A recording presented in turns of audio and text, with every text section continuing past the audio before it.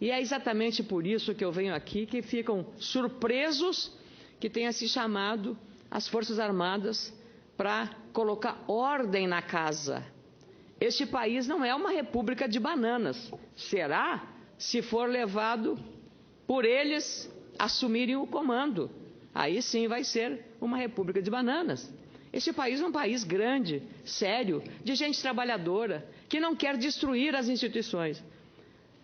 Eu fico pasma também que ficaram mais preocupados com o decreto por ordem, porque as Forças Armadas têm essa missão da defesa da ordem do país, do que com o que aconteceu em Brasília em matéria de destruição do patrimônio público e do risco que correram os servidores.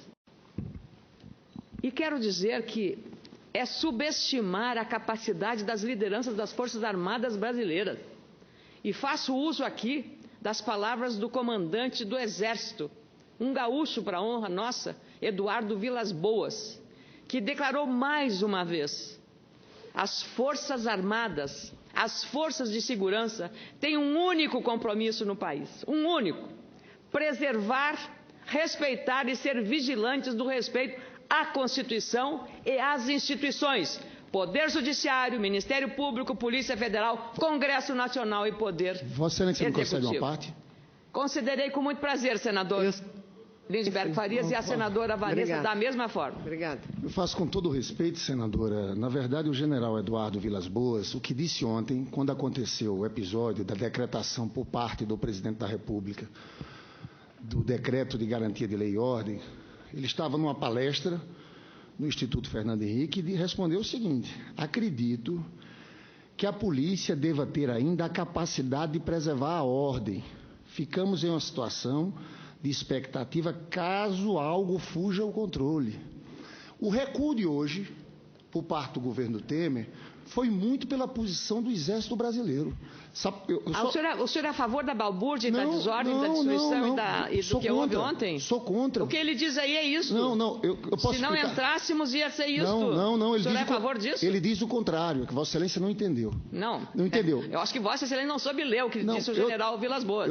Desculpa, é que eu concedi uma parte, só queria concluir aqui, dizendo o seguinte: o general Vilas Boas disse: acredito que a polícia deva ter ainda a capacidade de preservar a ordem. Sabe por quê? O recuo do Temer foi muito pela reação do Exército contra aquele decreto. Por quê? Porque o decreto, você tem um artigo, a Lei Complementar 99 e 97, tem uma série de procedimentos para dizer: você pode decretar a garantia de lei e ordem se o governador do Estado, é o parágrafo 3º do artigo 15, se o governador do Estado disser o seguinte: olha, eu não tenho condições mais de garantir, a polícia não dá conta. E isso não houve. O Hollenberg foi para a televisão dizer que não fez isso.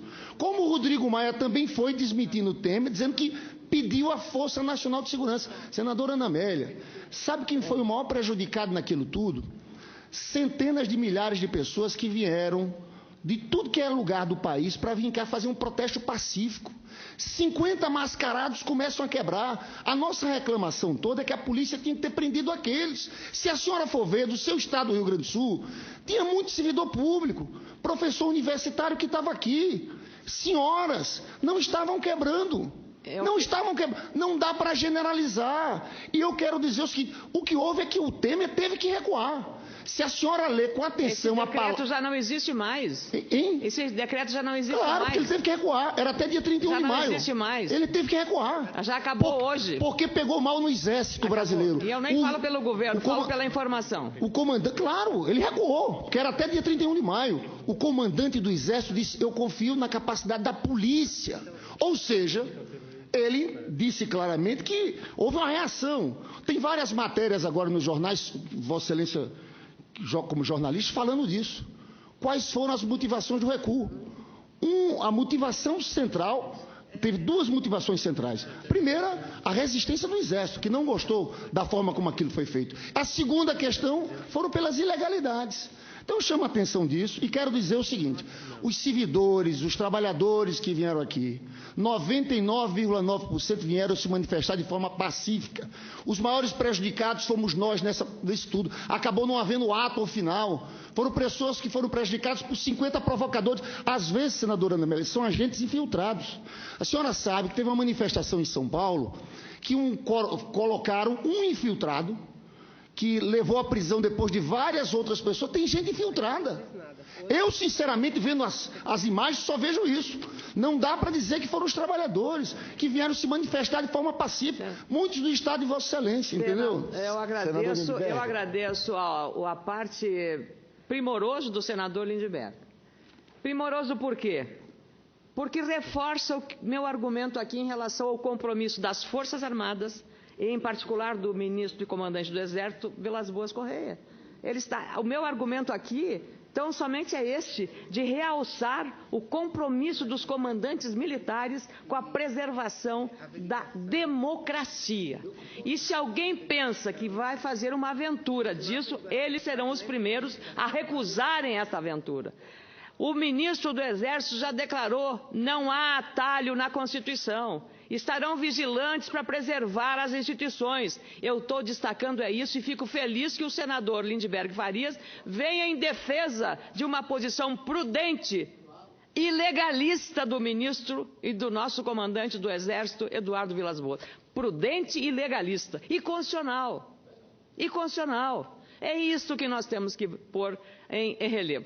Senador Lindbergh, eu não fui, há muito tempo, fui militante estudantil. Nós sabíamos e conhecíamos o ambiente que nós estávamos lidando.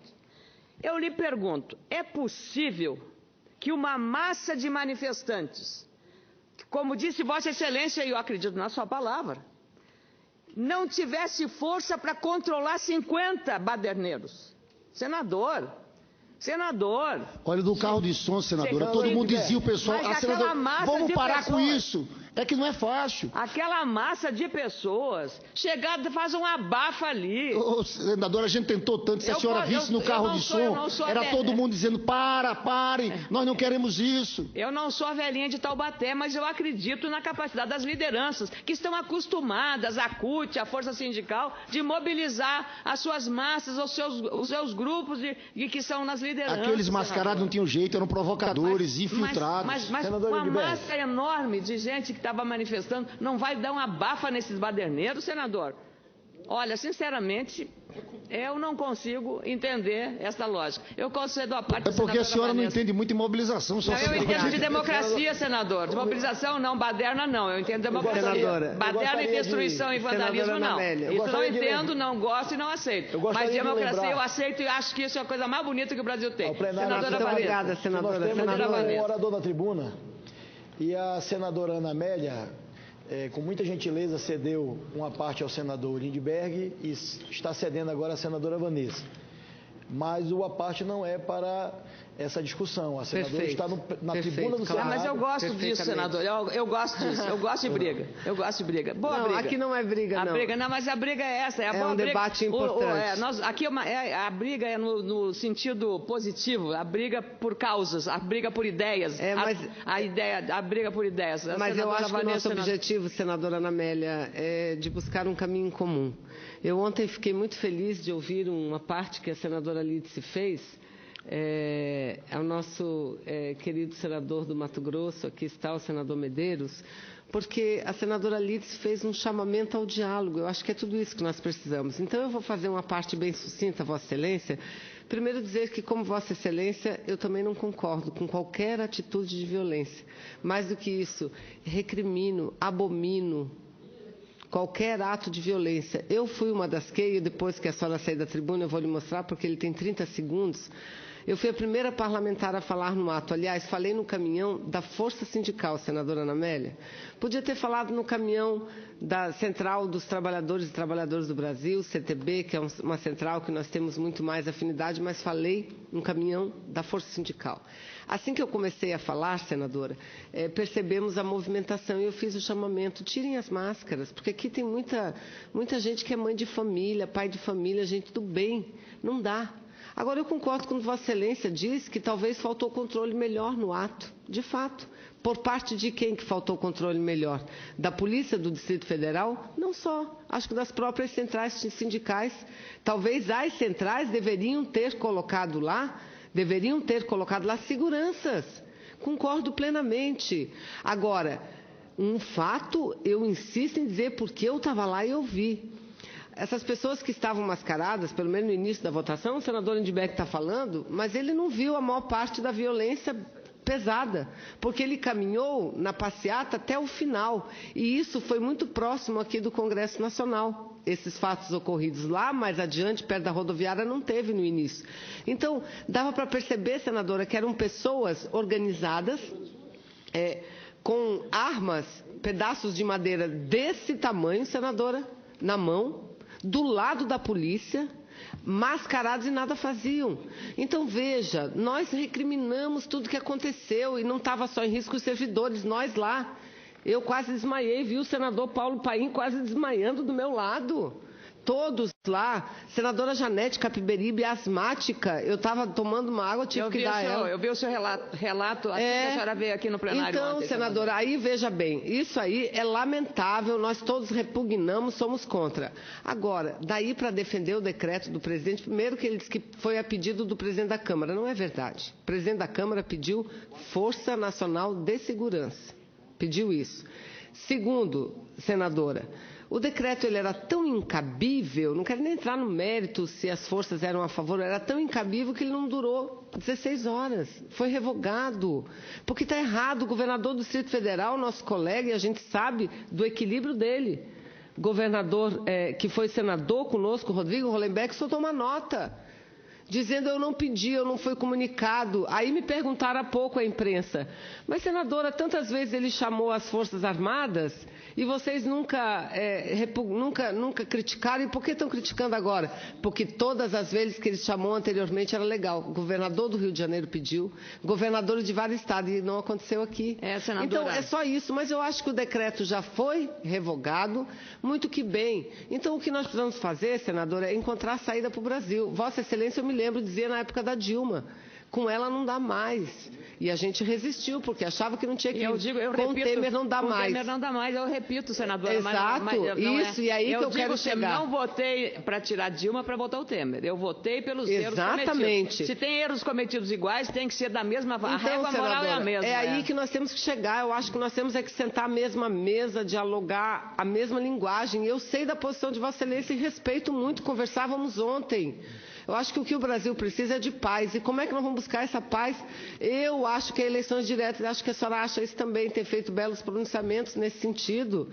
Então, senadora Ana Amélia, eu acho que é isso. Eu acho que nós precisamos agora, efetivamente, encontrar o caminho para o Brasil. E certamente não será com a busca das Forças Armadas. Pelo contrário, é dialogando. E quem está no Palácio do Planalto tem a convicção de que seu tempo se dependesse, senadora Vanessa, e o seu partido sempre... Obrigada, senadora. E a senhora tocou no ponto, quer dizer, as centrais sindicais têm um grau de organização que poderiam ter contratado uma segurança para cuidar disso, primeiro. Segunda coisa, eu quero dizer à senhora que eu reafirmo a convicção, se depender das lideranças das Forças Armadas Brasileiras, ninguém sai da caserna para entrar no circuito da crise. Eles estão lá no lugar deles sempre, senadora. Não há nenhuma dúvida. E se todas as pesquisas de opinião sobre as instituições de maior credibilidade no nosso país, quem é que aparece em primeiro lugar? Primeiro, as Forças Armadas. Isso não significa, se a população tivesse medo, algum receio de que as Forças Armadas pudessem, por um ato inesperado, tomar o poder, a população não teria a mesma receptividade que tem, porque acredita no compromisso das Forças Armadas brasileiras hoje com a democracia. E é exatamente esse foi o gesto. Então, eu por conhecer o general Vilas Boas, o comandante Rossato da Aeronáutica, o comandante Nivaldo Rossato da Aeronáutica, o vice-almirante Leal Ferreira, que hoje fez uma brilhante exposição aqui na Comissão de Relações Exteriores. Na semana passada foi o nosso brigadeiro Nivaldo Rossato. Eu conheço, eu sinto, porque grande parte desses líderes militares são do Rio Grande do Sul. O meu comandante da Aeronáutica do Rio Grande do Sul e o comandante do Exército do Rio Grande do Sul. Então, o compromisso deles, dos líderes, das Forças Armadas Brasileiras é estritamente o cumprimento da Constituição, a defesa intransigente da democracia. E se fosse de vontade deles, ficariam sempre na caserna. Só saem quando são convocados pela Constituição.